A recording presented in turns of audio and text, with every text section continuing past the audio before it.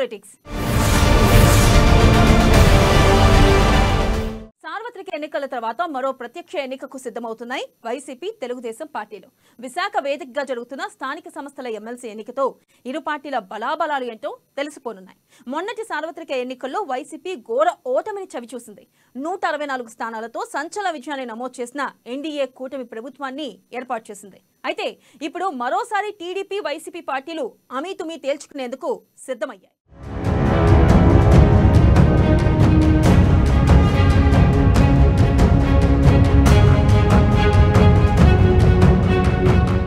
విశాఖ స్థానిక సంస్థల ఎన్నికలకు రంగం సిద్ధం.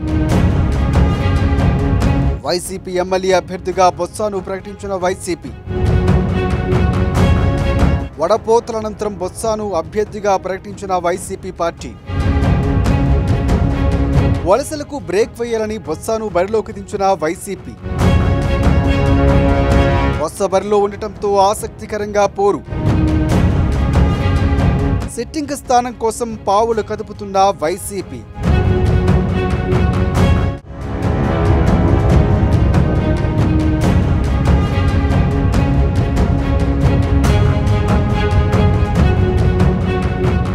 విశాఖ స్థానిక సంస్థల ఎన్నికలకు రంగం సిద్ధమైంది.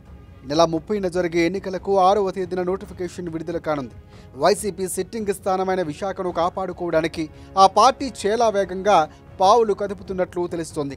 అధికార పక్షానికి ఎలాంటి అవకాశం ఇవ్వకూడదనే ఉద్దేశంతోనే నామినేషన్ల ప్రక్రియకు ఇంకా వారం రోజుల సమయం ఉండగానే తమ అభ్యర్థిని మాజీ మంత్రి బొత్సాను ప్రకటించింది వైసీపీ. ప్రస్తుత పరిస్థితుల్లో బొత్స మాత్రమే నెగ్గుకు రాగలరనే అంచనా కూడా వేస్తున్న వైసీపీ పార్టీ విశాఖలో గెలిచి నిలవాలని కూడా భావిస్తోంది. అసెంబ్లీ ఎన్నికల పరాజయం నుంచి తేరుకోవాలంటే విశాఖలో ఎట్టి పరిస్థితులను గెలవాలని పావులు కదుపుతున్న వైసీపీ అన్ని రకాల లెక్కలు తీసివేసి వడపోతల అనంతరం బొత్స సత్యనారాయణను అభ్యర్థిని ఖరారు చేస్తున్నట్లు ప్రకటించింది.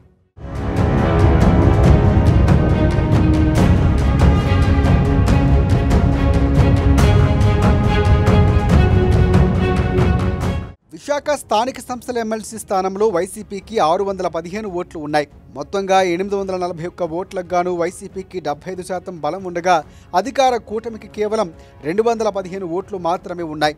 అయితే ఎన్నికల ముందు ఆ తర్వాత కొందరు వైసీపీ కార్పొరేటర్లు, మున్సిపల్ కౌన్సిలర్లు, ఎంపీటీసీలు, సర్పంచులు టీడీపీ పార్టీ తీర్థం పుచ్చుకున్నారు. వారంతా స్థానిక సంస్థల శాసన మండలి ఓటర్లే.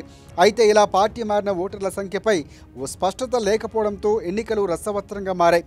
ప్రస్తుత పరిస్థితిలో తమ ఓటర్లను నిలబెట్టుకోవడం కోసం వైసీపీకి సవాలుగా మారిందనే చెప్పాలి.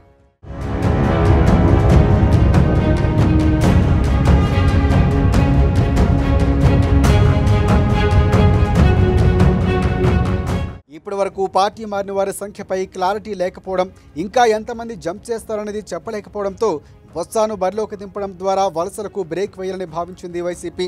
సుమారుగా 15 ఏళ్ల పాటు మంత్రిగా, పీసీసీ అధ్యక్షుడిగా పనిచేసిన బొత్సాకు ఉమ్మడి విశాఖ జిల్లాలో భారీగా అనుచరగణం ఉంది.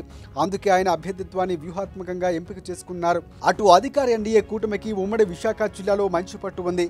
ఆ జిల్లాలో ఎన్డీఏ కూటమికి మొత్తంగా 13 మంది ఎమ్మెల్యేలు, విశాఖ, అనకాపల్లి ఎంపీలు కూటమికి చెందిన నేతలే ఉన్నారు. ప్రభుత్వం ఏర్పడిన తరువాత జరిగే తొలి ఎన్నికల్లో విజయం సాధించాలనే పట్టుదలతో కూటమి కనిపిస్తోంది.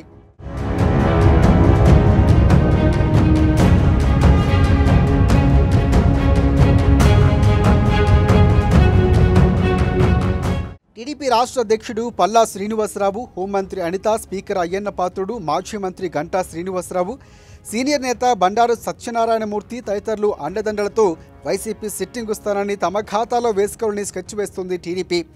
కూటమి తరఫున ఎవరైనా ఈజీగా గెలుస్తామనే ధీమా కూడా వ్యక్తం చేస్తున్న నేతలకు చెక్ చెప్పేలా వైసీపీ పార్టీ బొత్సాను రంగంలోకి దింపి రాజకీయాన్ని ఆసక్తికరంగా మార్చేసింది. ఇక బొత్స బంధువర్గం కూడా జిల్లాలో ఎక్కువగా ఉండటం వల్ల కూటమికి ధీటుగా ఎదుర్కోవచ్చని కూడా భావిస్తున్నారు వైసీపీ నేతలు. ఈ నెల 30వ తేదీన జరిగే ఎన్నికలకు 13వ తేదీ వరకు నామినేషన్లు స్వీకరించే అవకాశం ఉంది. వైసీపీపై పైచేయి సాధించేందుకు టీడీపీ పార్టీ ఎలాంటి వ్యూహాన్ని అనుసరించబోతుందనేది ఇప్పుడు ఆసక్తికరంగా మారింది.